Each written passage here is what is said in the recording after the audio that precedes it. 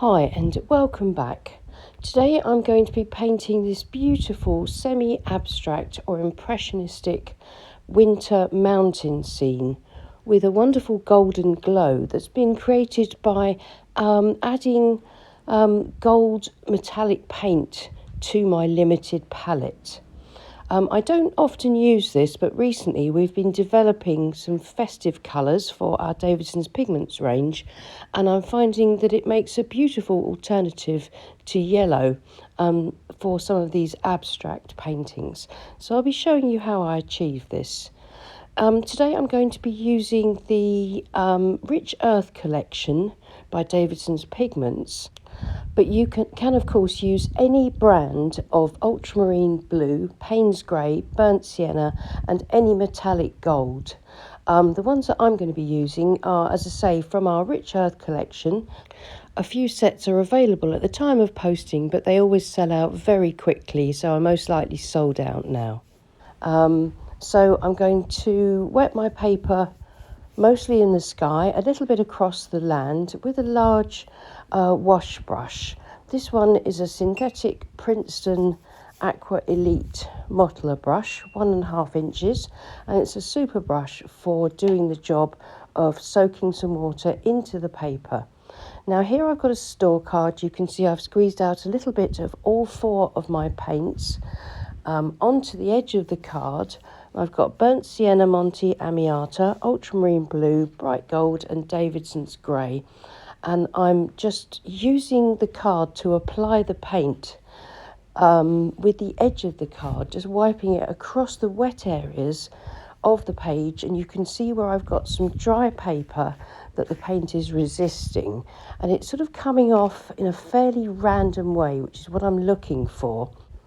After the initial wet in wet process, which I painted with the board flat on my table, I've now raised it up, and you can see that gravity is getting that paint and water flowing and gently diffusing, but still resisting where there are dry patches. And I can use my brush, as you can see, to redistribute the paint and move it around a little bit and tip and tilt the page to again get gravity to help me with the painting. A little bit of a misting spray with the water gets the paint to flow even more. Again, sort of just pulling some gold paint out of the mix a little bit more. And then what I can do is I can introduce a sky quickly using pure ultramarine blue, running it across the wet page, because of course this is all done wet in wet to produce these beautiful abstract suggestions of effects, and then just pulling it down, filling the sky with a graduated wash. Gravity is helping me paint, and I'm just making a few minor adjustments. I'm helping the paint to flow the way I want it. I can scrape through with a card or a palette knife again just to define some edges. I can tip and tilt my board. I can turn it around, or I can flatten it, or I could even turn it upside down. It just depends where you think you would like your paint to flow.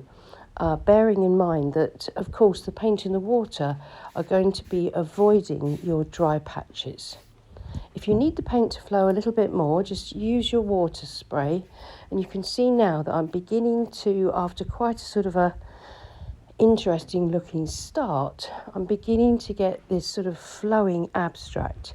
I've laid my board flat again, and using a small piece of plastic card, or you could use a palette knife, I'm applying quite a rich streak of gold because I want more of this beautiful golden shimmer to mix with the paint across this foreground area, which I want to be fairly empty except for this beautiful gold shimmer. I want the detail all to be in sort of the midground and the background mountains. Again, a little bit of a spray just to get the paint to flow, soften and diffuse, and some tipping and tilting, and then laying it flat again. So I'm quite happy with this at the moment. Any more that I do to it could be enough to overwork it or to ruin the effects that I've got. I've got a nice, clean, bright, cold sky with this graduated wash. I've got some beautiful marks which become more sort of faded and faint and sort of misty and with aerial perspective for the background, and a good amount of sort of suggestions of snowy mountain slopes, texture, rocks peeping out through the snow. But above all, I've got that beautiful glimmer and glow of light that suffuses the whole of the painting that's been created with this wonderful gold metallic paint. So it's drying flat, so the wash will diffuse and soften, but it won't move very much. And I'm not going to touch it and let it dry completely, then come back and see if it needs any more doing to it. So here's the dry painting. I've raised it back up to 45 degrees so that we can have a good look at it.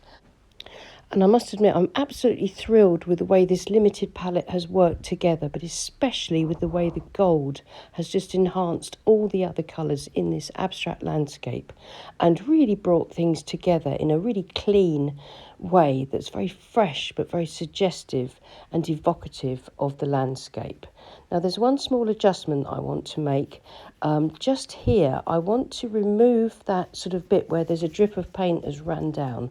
So using my scrubber, which is a hog bristle brush that I've just chopped off short, and a little bit of clean water, you can see that I've just gently scrubbed away at the little join of paint there, so that I'm freeing up that unpainted white paper area for a sort of a longer tract of distant snow in the distance. And I think that's all I need to do to it. I'm quite happy with that.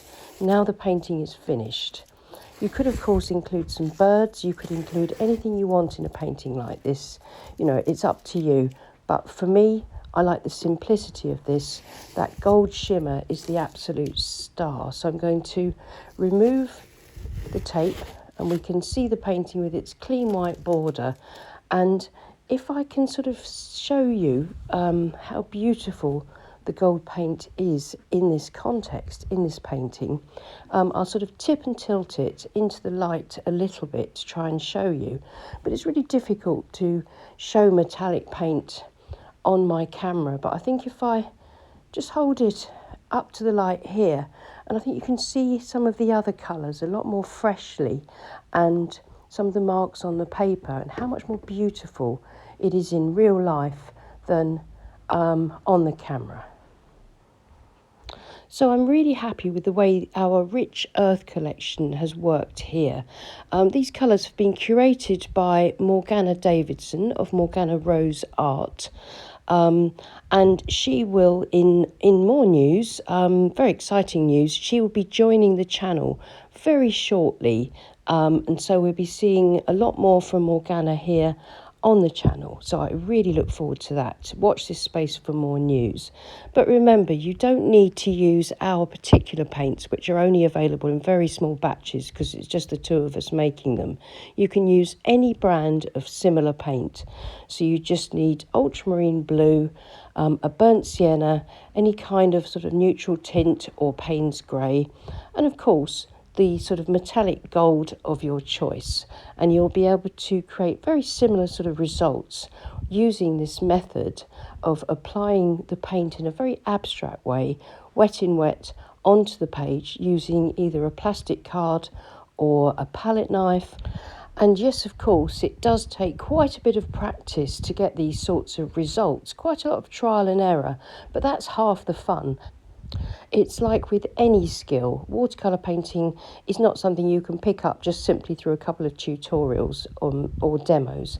It's something that just takes patience, but most of all, enjoyment and curiosity, and lots of practice and experimentation, but mostly making lots of mistakes so that you can learn from that and be able to push through and make progress.